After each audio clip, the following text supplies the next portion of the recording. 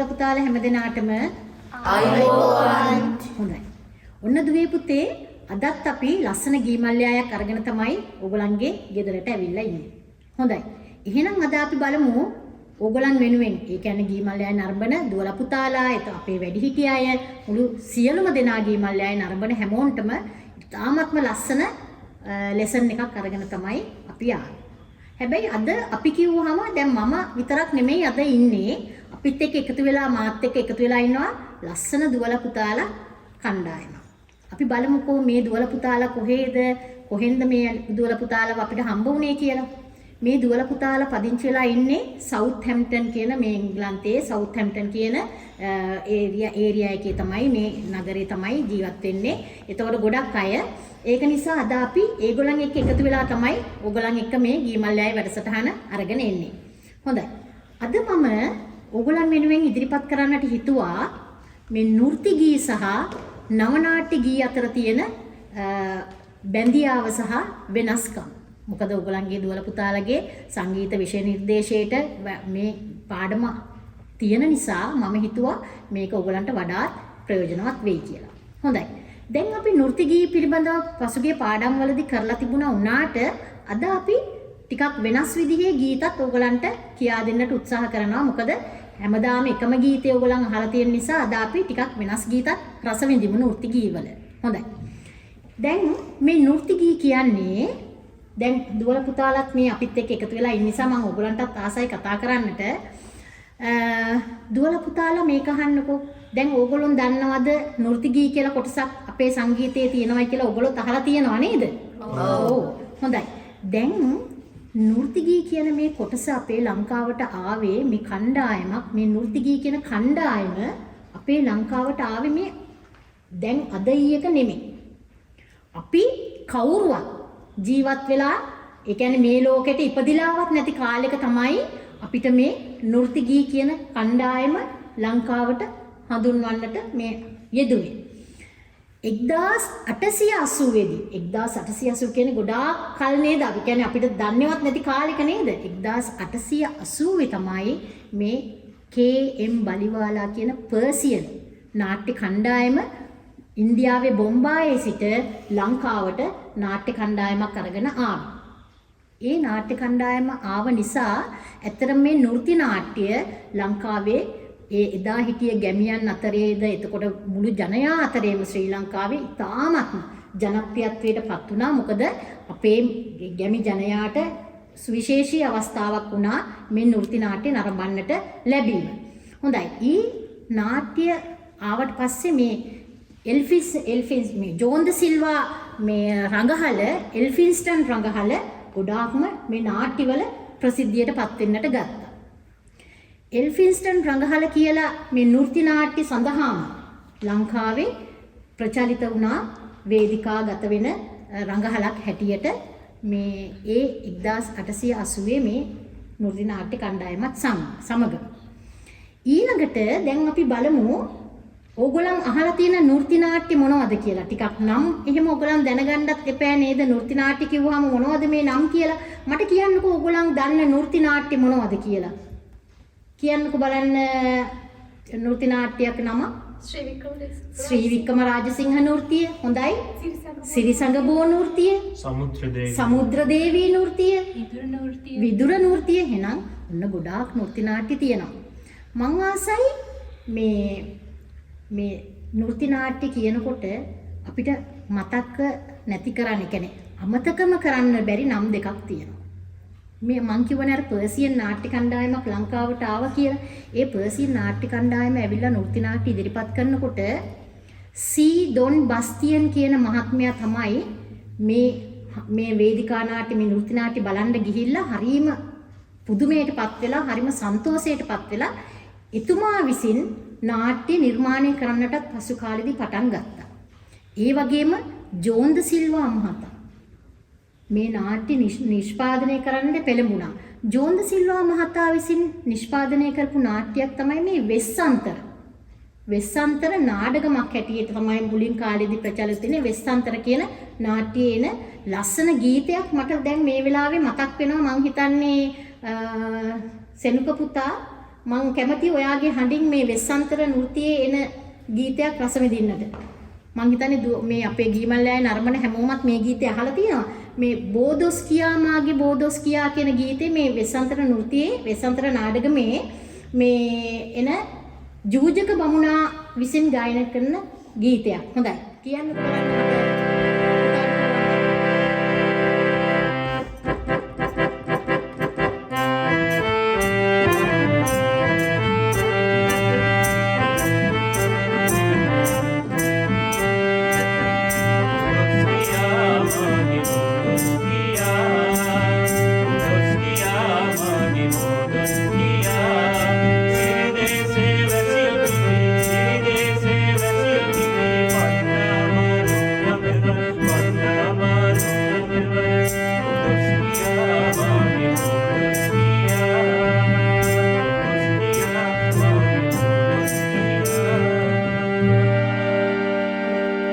ලස්සනයි නේද මේ ගීතේ? ඔව්. හොඳයි. ඊළඟට මට හිතුණා මේ තව ලස්සන ගීතයක් තියෙනවා චාල්ස් ඩයස් නීතිඥ චාල්ස් ඩයස් ෂූරීන් විසින් නිර්මාණය කරන ලද හේමමාලී කියන නෘත්‍යයේ තව ලස්සන ගීතයක්. මං හිතන්නේ මේ ගීතයත් අපි හැමෝම අහලා තියෙන ගීතයක්. මේ බලන්නකෝ මෙන්න මේ ගීතය ඔයගොල්ලෝ අහලා තියෙනවද කියලා?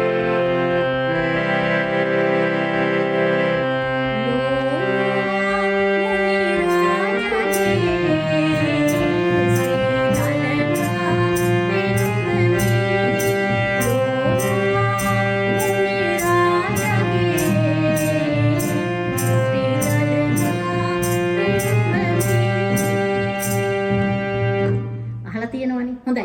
අපි ගායමුකෝ බලන්න කට්ටියම එකතු වෙලා. පුළුවන් නේද? මේකේ කෝරස් එකයි වර්ස් එකකුයි අපි ලස්සනට ගායමු බලන්න. හොඳයි.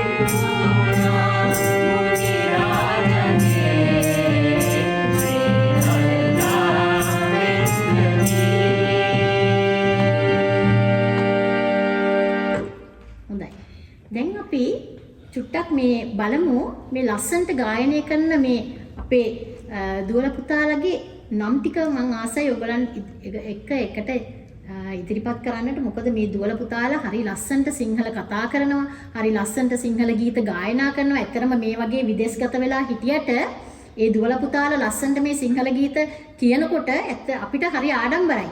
මේ රටේ හිටියත් අපි එංගලන්තේ ජීවත් වුණත් මේගොල්ලෝ ලස්සනට මේ සිංහල කතා කරනවා, සිංහල ගායනය කරනවා කියන්නේ අපිට ඒක හරි ලොකු මේ ආශිර්වාදයක් මෙහි ජීවත් වෙනකොට. හොඳයි. මං ආසයි පුතා මිනග ඔයාගෙන් ඉඳන් අපි දිගටම නම් ටික ලස්සනට කියාගෙන යන්න නේද බලන්න. පුතාගේ නම කියන්න මට. මිනක. මිනග. චූටි දූ? රිෂිනි. රිෂිනි. ඉනේෂ්. නදුලි. නදුලි. පබජි. දෙව්මින්. පියජ. තෙනුලි. නෙතුම්සා. නිම්දිනි. ලංකා. ශ්‍රී. දෙනුවන්. සෙනුක. ඔන්න දැන් ඔයගොල්ලන් හැමෝම මේ ඔයගොල්ලන්ගේ නමුත් දන්නවනේ. දැන් එහෙනම් අපි මේ ඔක්කොමත් එක්කම එකතු වෙලා මං ආසයි තව ලස්සන නෘත්‍ය ගීයක් කියන්න. ඊට ඉස්සෙල්ලා ඔයගොල්ලන්ට කියන්න ඕනේ ලංකාවේ මුලින්ම නිෂ්පාදනය වුණ මේ නෘත්‍යයක් තියෙනවා රොලීනා. ඒ රොලීනා නෘත්‍යයෙන් පස්සේ තමයි මේ මිනිස්සුන් හරිම ආස වුණේ මේ නෘත්‍ය නාට්‍ය බලන්නට. ඒ වගේම මේ නෘත්‍ය නාට්‍ය නිෂ්පාදනය කරන අයත් සීදොන් බස්තියන් මහතා, ඒ වගේම ජෝන්ද සිල්වා මහතා මේගොල්ලෝ තව තවත් නෘත්‍ය නාට්‍ය නිර්මාණය කරන්නට පෙළඹුණා මේ මිනිසුන්ගේ රසවින්දනයත් සමග. මං ආසයි විදුර නෘත්‍යයේ එන, විදුර ජාතකයේ එන, විදුර නෘත්‍යයේ එන ලස්සන ගීතයක් අපේ දුවල පුතාලත් එක්ක ලස්සනට ගයන්නට. ඔයගොල්ලන් කැමතිද ගායනය කරන්න? ඔව්. මොකද්ද පුතාලාද ලෑස්තිලා ආපු ගීතේ ගයන්නට? මෙම ගිම්හාන කියන ගීතේද? හොඳයි එහෙනම් අපි ඒ ගීතේ රස විඳලා බලමුකෝ.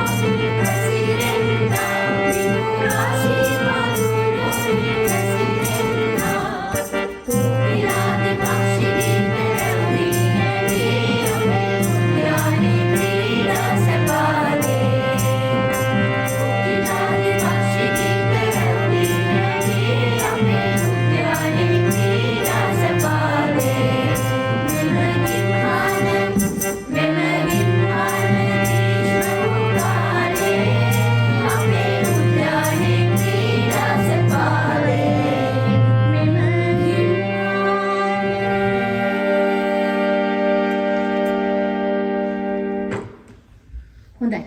ඔන්න දුවේ පුතේ දැන් අපි ඔය ගායනය කළේ නෘත්‍ය නාට්‍යවල එන ගීත කීපයක්. දැන් මං ආසයි ඕගොල්ලන් එක්ක මොනවද මේ නව නාට්‍ය ගී කියලා කියන්නේ කියලා බලන්න. දැන් මේ නෘත්‍ය නාට්‍ය ලංකාවේ ලස්සනට මේ විදිහට ප්‍රදර්ශනය වෙද්දී මේ විදිහට ඉදිරිපත් වෙද්දී මේ විදිහට නිර්මාණය වෙද්දී මේ කලාව මේ නෘත්‍ය කලාවට වඩා තමන්ගේ දේශීය නිෂ්පාදනයක් වෙන්න ඕනි කියලා හිතලා මේ නාට්‍ය කලාව පොඩි වෙනස් මගකට යොමු කළා අපේ මහාචාර්ය එදිරිවීර සරච්චන්ද්‍ර මහත්මයා. 1956 දී සරච්චන්ද්‍ර මහත්මයාගේ මනමේ කියන නාටකයත් එක්ක මනමේ කියන නාට්‍යය අපි හැමෝම අහලා තියෙන නාට්‍යයක්. මනමේ නාටකයත් එක්ක මේ නෘත්‍ය නාට්‍ය කලාව සහ නාටකම් නාට්‍ය කලාවෙන් චුට්ටක් අපි ඈත් වෙලා ස්වදේශීය තමන් එතුමා විසින්ම නිර්මාණය කරපු ලස්සන නාට්‍යයක් සිංහබාහු මනමේ කියන නාට්‍ය අතුරෙන් 1956 දී වගේ තමයි මේ ආරම්භය සිද්ධ කළේ. ඒ කියන්නේ මේ නව නාට්‍ය කියන ගණයට දැන් මෑත කාලයේ දක්වාම අලුතෙන් වේදිකා නාට්‍ය තියෙනවා. පුතාලා දුවලා දන්න නව නාට්‍ය කීපයක් අපි බලමු. මොනවද නව නාට්‍ය කියන්නේ කියලා? ඒ කියන්නේ මෑත කාලයේදී වේදිකාගත වන නාට්‍ය තමයි නව නාට්‍ය ගී කියලා කියන්නේ. නව නාට්‍ය තමයි නව නාට්‍ය කියන්නේ නව නාට්‍යවල එන ගී එම නාට්‍යවල තියෙන ගීත. අපි අහලා තියෙන ගොඩාක් ලස්සන නාට්‍ය කීපයක නම් ඕගොල්ලෝ මං හිතන්නේ දන්නවා. කියන්නකො බලන්න දෙව්මින් පුතාට එම මතක් වෙනවද නාට්‍යයක් මේ වෙලාවේ? තාරාවෝ ඉගිලති. හරියට හරි. තාරාවෝ ඉගිලති නාට්‍ය. ඊළඟට දුව දන්නවද? නරිබෑනා නාට්‍ය. බලමු අපි ඒව කවුද නිර්මාණය කරලා තියෙන්නේ කියලා. තාරාවෝ ඉගිලති නාට්‍ය. එතකොට පබජි දුව කිව්වා නරිබෑනා නාට්‍ය. තව තියනවද ඔයගොල්ලෝ දන්න නාට්‍ය? රතු හැට්ටකාරී නාට්‍ය. රාජකපුරු නාට්‍ය. මුහුදු පුත්තු නාට්‍ය. මුහුදු පතුල කියන ගීතය ලස්සන තියෙන මුහුදු පුත්තු කියන නාට්‍යයෙන්. එතකොට කුවේණි නාට්‍ය. ශ්‍රීට මතක් වුණා ඔන්න කුවේණි කියන ගීතේනේ. කුවේණි නාට්‍යයන ලස්සන ගීතයක් එන්ඩි ජයසන් මහත්මයාගේ. දැන් ඔය කියන නාට්‍ය නිර්මාණය වෙලා තියෙන්නේ අපි හිතන්නකෝ පී වැලිකල මහත්මයා, එතකොට ලූෂන් බුලත් සිංහල මහත්මයා, ඒ වගේම දයානන්ද ගුණවර්ධන මහත්මයා, ඒ වගේම හෙන්රි ජයසේන මහත්මයා ඔය කියන බොහෝ නිෂ්පාදකවරු ඒ කියන්නේ තාම ලස්සන නිර්මාණාත්මක ඉදිරිපත් කිරීම කරලා තියෙනවා. මේ මෑත කාලයේදී තව බොහෝ නාට්‍ය තියෙනවා. ගොඩාක් නාට්‍ය තියෙනවා. මේ වෙලාවේදී අපිට කියලා නිම කරන්න බැරි තරම් ලස්සන නාට්‍ය තියෙනවා. නමුත් මේ වෙලාවේ අපි මේ දුවල පුතාලත් එක්ක පුංචි ගණනක් තමයි මේ නාට්‍ය ඉදිරිපත් කරන්නේ. මේ පොඩි ගීත ගණනක් තමයි ඉදිරිපත් කරන්න හිතාගෙන ඉන්නේ. මං ආසයි මේ තාරා විගලිත නාට්‍ය මේ අපේ දෙව්මින් පුතා කියපු නිසා මං ආසයි දෙව්මින් පුතා ලව්ව පොඩි ගීතයක් කියවන්න තාරා විගලිත නාට්‍ය. පුතාට පුළුවන්ද? පුළුවන්. මොකද්ද පුතා කියන්න හිතාගෙන ඉන්න ගීතේ? සෝභාවදේ. සෝභාවදේ මෙපුර කියන ලස්සන. ඒ කියන්නේ සිංගප්පූරුවේ ගිහිල්ලා ඒගොල්ලන් සිංගප්පූරුව රස විඳින නාට්‍ය අංගයක් තමයි මේ සෝභාවදේ කියන ගීතෙන් ඉදිරිපත් කරන්නේ. හොඳයි. අපි බලන්න ඒකේ මුල කොටස පුතාට ගන්න පුළුවන්ද කියලා.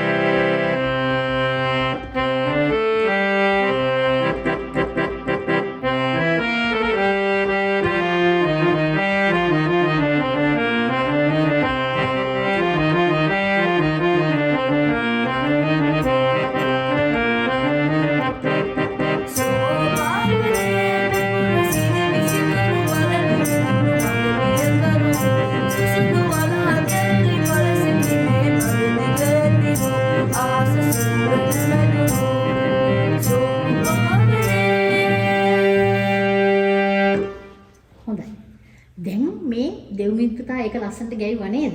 හොඳයි. අපි බලමු තව ලස්සන ගීතයක්. මං කැමති නරිබෑන නාට්‍යන ලස්සන ගීතයක් අපි මේ දුවල පුතාලා ඔක්කොමලත් එක්කම එකට එකතු වෙලා කියන්නට. පුතාලට ආසයිද නරිබෑන නාට්‍යයේ දයානන්ද ගුණවර්ධන මහත්මයාගේ නරිබෑන නාට්‍යන ගීතයක් ගයන්නට? ඔව්. හොඳයි. මොකද්ද මේ වෙලාවේ ඔයගලන්ට මතක් වෙන්නේ? ඇහැල මලින් ගස්. ඇහැල මලින් ගස් පිරීලා බලන්න හරි ලස්සනයි. හොඳයි. අපි එහෙනම් ලස්සනට ඒ ගීතේ ගායමුද බලන්න? හරි කෙලින් ඉඳගන්න පැටියෝ. රිෂිනි දුව ලස්සනට ඉඳගන්න අපි හයියෙන් කියමුද බලන්න. පුතා දන්නව නේද ඒක? ඔව් හරි.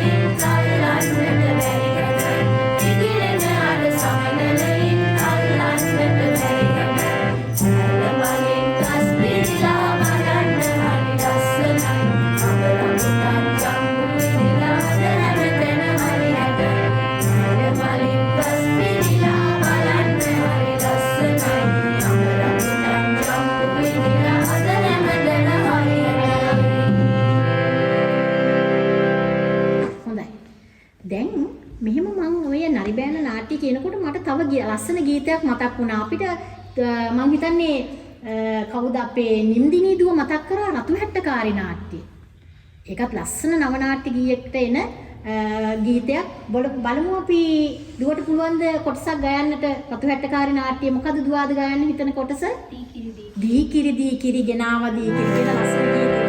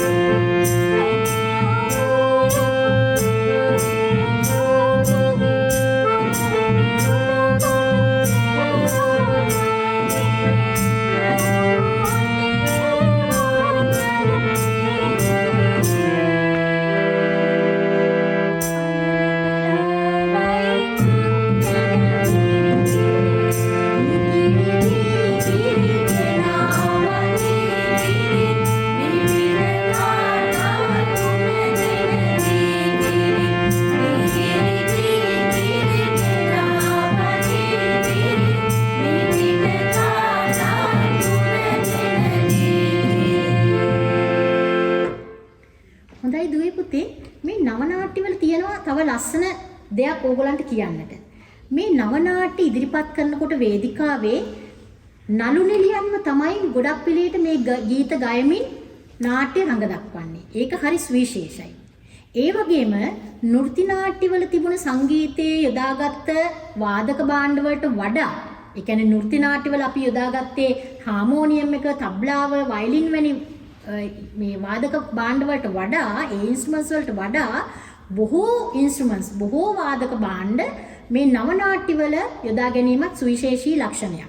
ඒ වගේම මේ නව නාට්‍ය ඉදිරිපත් කරන්නේ ගොඩක් වෙලේට මේ විවිධ අවස්ථා ජීවිතයේ එන විවිධ අවස්ථා, ඒ වගේම සමහරක් වෙලාවට මේ ඒ කියන්නේ අපේ බෞද්ධ නාට්‍ය වෙන්න පුළුවන්, එහෙම නැත්නම් වෙනත් ආගමික නාට්‍ය වෙන්න පුළුවන්. ඒ එක එක ජනමාධ්‍ය ඒ කියන්නේ එදිනෙදා අත්‍යවශ්‍ය දෙන කරුණු අලලා තමයි මේ නාට්‍ය නිර්මාණය කරන්නට පුරුදුනේ මේ ඊටම නිර්මාණකරුවන්.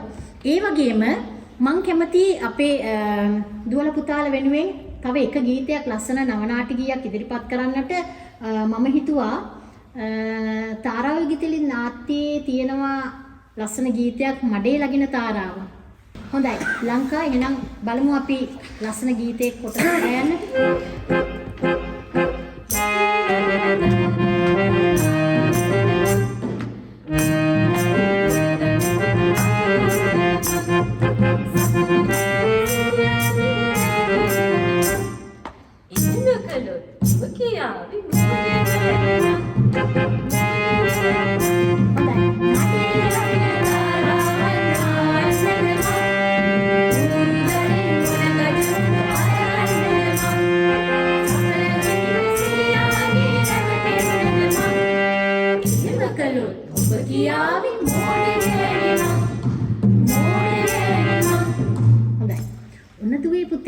අද අපි ඉගෙන ගත්තේ නෘත්‍ය නාට්‍ය කීපයක් සහ නව නාට්‍ය කීපයක්. ඒ වගේම නව නාට්‍යවල තියෙන සුවිශේෂී ලක්ෂණත් අපි සඳහන් කළා. මොකද මීට පසුගිය පාඩම්වලදී අපි නෘත්‍ය නාට්‍ය ගැන බොහෝ දේවල් කතා කරලා තියෙන නිසා නව නාට්‍ය ගැන ටිකක් වැඩියෙන් කතා කළා.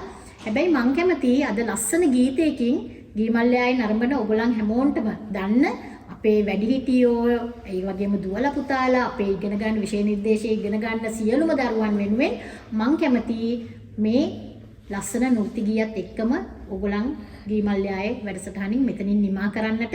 මේ ගීතය ලස්සන නෘත්‍යයකින් එන ඔයගොල්ලෝ දන්න වංහුන් අප කන්නසාමි රාජදූරේ කියන ලස්සන ගීතය.